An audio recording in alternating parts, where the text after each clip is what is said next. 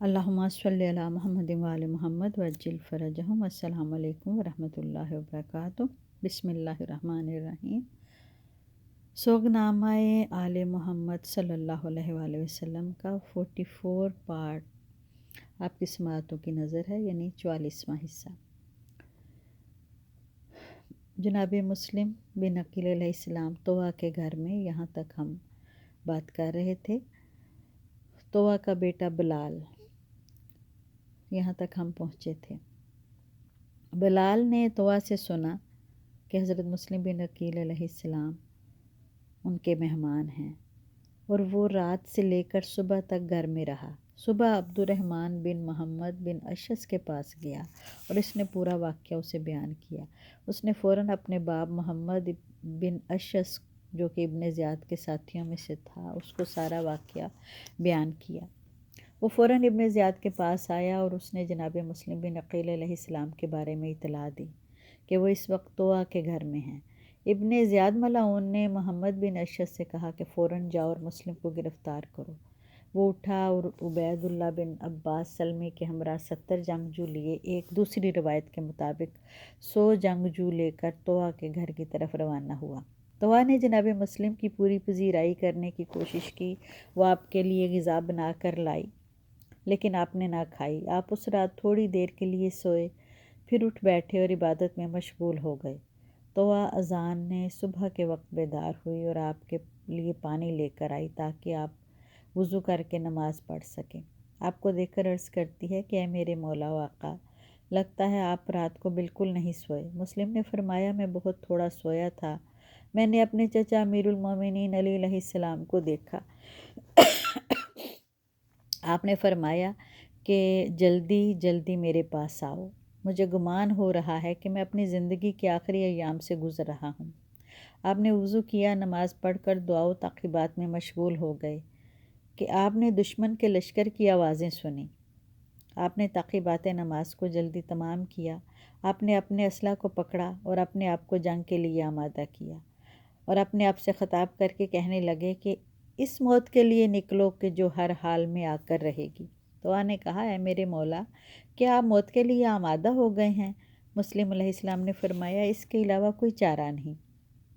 تو نے اپنے وظیفہ کو انجام دیا اور مجھ پر بہت بڑا احسان کیا، اور اس کا اجر رسول پاک صلی اللہ علیہ وآلہ وسلم آپ کو دیں گے۔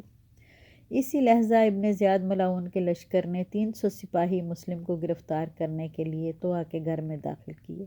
آپ سمجھے کہ شاید وہ طویٰ کے گھر کو آگ لگا دیں گے۔ آپ نے تلوار سے ان پر حملہ کر دیا۔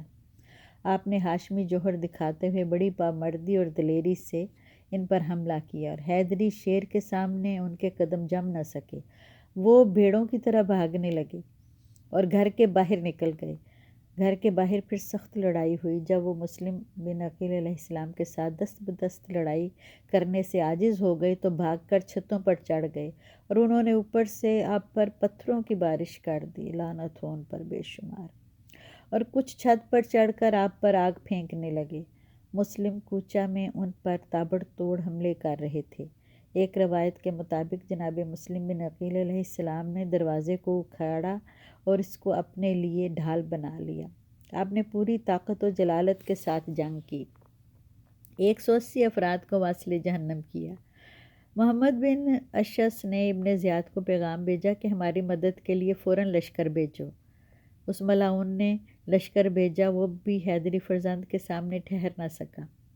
پھر ابن اشعث ملعون نے کمک کے لیے پیغام بھیجا۔ ابن زیاد ملعون نے جواب میں کہا تمہاری ماں تمہارے غم میں بیٹھے، ایک فرد تمہارے کشتوں پر پشتے لگا رہا ہے۔ اگر میں نے تمہیں اس سے بہادر اور جری شخص امام حسین علیہ السلام کے ساتھ جنگ کرنے بھیجا تو پھر تمہارا کیا بنے گا؟ ابن اشعث ملعون نے جواب دیا تو یہ سمجھتا ہے کہ شاید تو نے ہمیں کوفہ کے کسی سبزی فروش کے مقابلہ میں بھیجا ہے یا ہیرا کے کسی کسان کے مقابلہ میں بھیجا ہے۔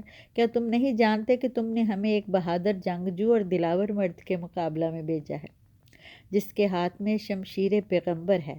ابن زیاد ملعون نے 500 اور سواروں کو بھیجا اور کہا کہ وائے ہو تم پر، تم اس کو امان دو وگرنہ وہ تم سب کو نابود کر دے گا۔ ابن اشعث ملعون نے جناب مسلم علیہ السلام سے مخاطب ہو کر کہا کہ ہم نے تم کو امان دی، آپ کی آپ اپنے آپ کو خواہ مخواہ ہلاک نہ کریں۔ لیکن مسلم علیہ السلام کو ان کی امان پر اطمینان نہ تھا۔ آپ مسلسل رجز پڑھ رہے تھے اور دشمن پہ حملہ کر رہے تھے اور ان پر کاری ضرب لگا رہے تھے۔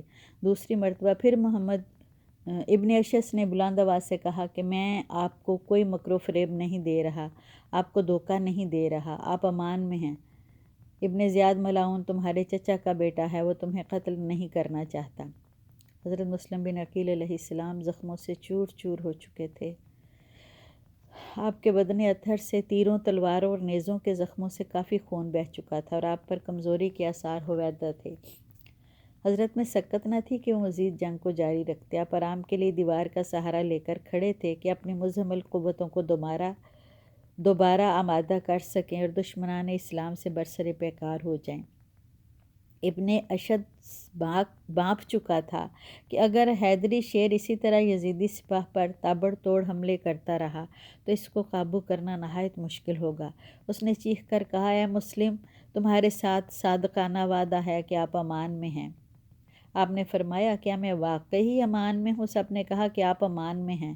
حضرت لڑائی سے دستبردار ہوئے، آپ نے جنگ روک دی۔ وہ فوراً خچر لے آئے اور حضرت کو انہوں نے خچر پر سوار کیا، لیکن اسی وقت اپنے وعدے سے منحرف ہو گئے۔ وہ سارے آپ کے ارد گرد جمع ہو گئے اور انہوں نے آپ کے ہاتھ سے تلوار چھین لی۔ آپ کی آنکھوں سے آنسو موتیوں کی طرح ٹپکے اور اس وقت آپ نے فرمایا، تو اور تیرا باپ اس گالی کے زیادہ حقدار ہو۔ اے دشمن خدا، جو کچھ تم کرنا چاہتے ہو وہ کرو۔ ابن زیاد ملعون نے بکر بن حمران ملعون کو حکم دیا کہ وہ آپ کو دارالامارہ کی چھت پر لے جائے اور آپ کو بے دردی سے قتل کر دے۔ بکر بن حمران ملعون مسلم بن عقیل علیہ السلام کو دارالامارہ کی چھت پر لے گیا۔ حضرت مسلم علیہ السلام تسبیح اور ذکر خدا میں مشغول تھے اور آپ پیغمبر اکرم پر درود بھیج رہے تھے اور کہہ رہے تھے، اے خدا، ہمارے اور اس گروہ سرکش کے درمیان انصاف کر۔ بکر بن حمران ملعون کو جناب مسلم علیہ السلام نے ایک کاری ضرب لگائی تھی، جس کی وجہ سے اس کے دل میں حضرت کے خلاف کینہ بھرا ہوا تھا۔ وہ آپ کو دارالامارہ کی چھت پر لے گئے اور اس نے آپ کو چھت سے زمین کی طرف جھکایا اور آپ کی گردن کو تن سے جدا کر دیا اور آپ کے سر اقدس کو زمین پر پھینک دیا۔ اس کے بعد آپ کے بدن اطہر کو زمین پر پھینک دیا۔ اسی کیفیت کے ساتھ آپ کو بڑی بے دردی سے شہید کر دیا اور آپ وطن سے دور بے یار و مددگار شہید ہو گئے۔ حضرت مسلم بن عقیل علیہ السلام کی وصیت۔ ایک اور روایت کے مطابق ہم پڑھتے ہیں، حضرت مسلم بن عقیل علیہ السلام سخت مجروح اور کمزور ہو چکے تھے۔ آپ کو اسیر کر کے ابن زیاد ملعون کے دربار میں لے گئے۔ آپ کو سخت پیاس لگی تھی۔ دروازے کے پاس ایک جماعت ابن زیاد ملعون سے اجازت طلب کرنے کے لیے کھڑی ہوئی تھی۔ عمرو بن حریث بھی ان میں موجود تھا اور پانی کا کوزہ اس کے پاس تھا۔ جناب مسلم نے فرمایا، مجھے پانی پلاؤ۔ آپ وہاں دیوار کے ساتھ تکیہ لگا کر بیٹھ گئے۔ عمرو بن حریث نے اپنے غلام کو بھیجا، وہ دوڑ کر پانی لایا۔ مسلم بن عقیل علیہ السلام نے پانی پینا چاہا، لیکن کوزہ خون سے بھر گیا۔ آپ نے اس کو پھینک دیا۔ آپ کو دوسرا برتن دیا گیا۔ آپ نے پیاس بجھانے کے لیے برتن کو دہن مبارک کے قریب کیا۔ آپ کے لبوں سے پیالہ خون سے بھر گیا، لہٰذا آپ نے اس پانی کو نہیں پیا۔ تیسری مرتبہ پیالہ کو پانی سے بھر کر آپ کی خدمت میں پیش کیا گیا، لیکن آپ کے دندان مبارک پانی میں گر گئے اور پانی خون سے لبریز ہو گیا۔ اس وقت آپ نے فرمایا، تمام تعریفیں پروردگار عالم کے نام پر ہیں۔ اگر یہ پانی میرے مقسوم میں ہوتا تو میں ضرور پیتا۔ قسمت میں نہیں کہ میں پانی پی کر اپنی پیاس بجھاتا۔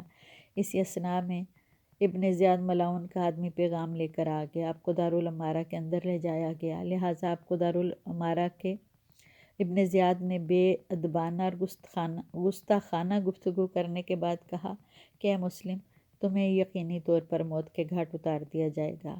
مسلم علیہ السلام نے فرمایا، جب میرے مقدر میں شہادت و سعادت حتمی ہے تو پھر مجھے اجازت دی جائے کہ میں اپنی وصیت کو بیان کروں۔ ابن زیاد ملعون نے اجازت دی۔ مسلم علیہ السلام کی نگاہ عمر سعد ملعون پر پڑی تو آپ نے اسے فرمایا، اے پسر سعد، میری تمہارے ساتھ رشتہ داری ہے، میں تمہیں وصیت کرنا چاہتا ہوں، اگر تم انجام دو تو۔ لیکن یاد رہے کہ میری وصیت مخفیانہ طور پر ہوگی۔ ابن سعد نے آپ کی وصیت سننے سے لیت و لال سے کام لیا تو ابن زیاد نے کہا اپنے چچا زاد کی وصیت کو سن لو۔ عمر سعد ملعون اٹھا اور آپ کے ساتھ محل کے کنارے میں گیا۔ ابن زیاد دونوں کو دیکھ رہا تھا۔ آپ نے عمر سعد ملعون سے فرمایا میں نے شہر کوفہ میں 700 درہم قرض لیے ہیں، میری تلوار کو بیچ کر میرے قرض کو ادا کر دینا۔ جب مجھے شہید کر دیا جائے تو ابن زیاد سے میری لاش لے کر دفن کر دینا۔ کسی فرد کو فوراً فرزند رسول صلی اللہ علیہ وآلہ وسلم امام حسین علیہ السلام کی طرف بھیجو اور انہیں میری طرف سے عرض کرنا کہ اس شہر بے وفا میں مت آئیں، کیونکہ میں نے آپ کو پہلے لکھا ہے کہ کوفہ کی فضا ہموار ہے، لہٰذا مسلمانوں کی رہبری کے لیے تشریف لائیں۔ اور مجھے اس وقت شک پڑتا ہے کہ وہ چل پڑے ہوں گے اور کوفہ کی راہ پر ہوں گے۔ عمر سعد ملعون نے آپ کی تمام وصایا ابن زیاد کو کہہ دیں تاکہ وہ اس پر بدگمانی نہ کرے۔ ابن زیاد ملعون نے اسے کہا کہ امین شخص خیانت نہیں کرتا۔ اس کا مطلب یہ تھا کہ اگر تو امین و با اعتماد شخص ہوتا تو مسلم کی وصیتیں مجھے بیان نہ کرتا، گویا کہ تو خیانت کار ہے اور بے اعتماد شخص ہے۔ البتہ ان کا قرض ادا کرنا تیرے اختیار میں ہے اور آپ کے دفن میں کوئی حرج نہیں۔ رہا حسین علیہ السلام کا معاملہ، اگر آپ نے ہمارے امور مملکت میں داخلت نہ کی تو ہم بھی ان کے آڑے نہیں آئیں گے۔ ابن زیاد ملعون پھر جناب مسلم علیہ السلام سے مخاطب ہوا اور اس نے اخلاق باختگی کا ثبوت دیتے ہوئے کہا کہ آپ کو ان امور سے کیا کام، تم مدینہ میں شراب نوشی نہ کرتے تھے؟ مسلم نے کہا جھوٹ کی بھی کوئی حد ہوتی ہے، بہتان بازی تمہارا شیوا ہے، خدا کی قسم تم میری نسبت شراب کے سزاوار اور دلدادہ ہو۔ شراب خوری کا سزاوار وہ ہے جو کتے کی طرح اپنی زبان کو مسلمانوں کے خون سے تر کرے، اور خداوند کریم نے جن کے قتل کو حرام قرار دیا ہے ان کو قتل کرے۔ ابن زیاد ملعون غصہ سے آگ بگولا ہو چکا تھا، کیونکہ اس کے دربار میں ایک قیدی نے آئینہ میں جھانکنے کے لیے کہہ دیا تھا، لہٰذا اب اس میں مزید سننے کی طاقت نہ تھی۔ اس نے جلاد کو حکم دیا حضرت کو دارالامارہ پر لے جا کر آپ کی گردن مروڑ دی جائے۔ اس طرح جناب مسلم علیہ السلام بدھ کے دن 9 ذی الحج عرفہ کے دن شہادت کے عظیم عہدہ پر فائز ہوئے۔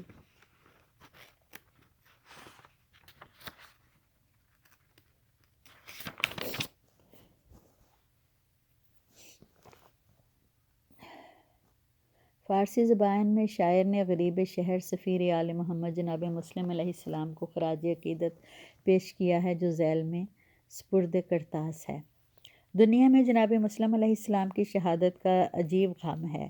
مسلم کی ایسی حالت دنیا میں کسی کی نہ ہو۔ اگر تو دنیا میں اس واقعے میں سے ہے ایک شعر سن لے تو مسلم کی موت کے غم میں اپنی زندگی سے ہاتھ دھو بیٹھے۔ پروردگار اس بے کس کی فریاد کو پہنچ کہ اس کے اس شہر میں کسی نے بھی مدد نہیں کی، اس کے 30,000 مددگار اکٹھے نہ رہے اور مسلم کی جماعت متفرق ہو گئی۔ خدا کی زیاد اور ابن زیاد پر 1000 بار لعنت ہو، جس نے ناحق مسلم بن عقیل علیہ السلام پر لعنت کی۔ ہائے افسوس، کیوں اس کو محل کی چھت پر سے گرا کر شہید کیا۔ مسلم علیہ السلام کا جھنڈا اور پاک جسم خاک پر تڑپ رہے تھے۔ کیا کہوں، افسوس کہ مسلم علیہ السلام کو کوچہ و بازار میں پیروں میں رسی باندھ کر گھسیٹا گیا اور ان کی توہین کی گئی۔ کیا بیان کروں، افسوس کہ مسلم علیہ السلام کی لاش کو غسل دیا گیا اور نہ ہی کفن دیا گیا، نہ حنوط کی اور نہ ہی کسی نے مسلم علیہ السلام کی میت پر آہوزاری کی۔ کیا بیان کروں، افسوس کہ مسلم علیہ السلام کے 2 بیٹے ان کی شہادت کے بعد تلوار سے قتل کیے گئے۔ انا للہ و انا الیہ راجعون۔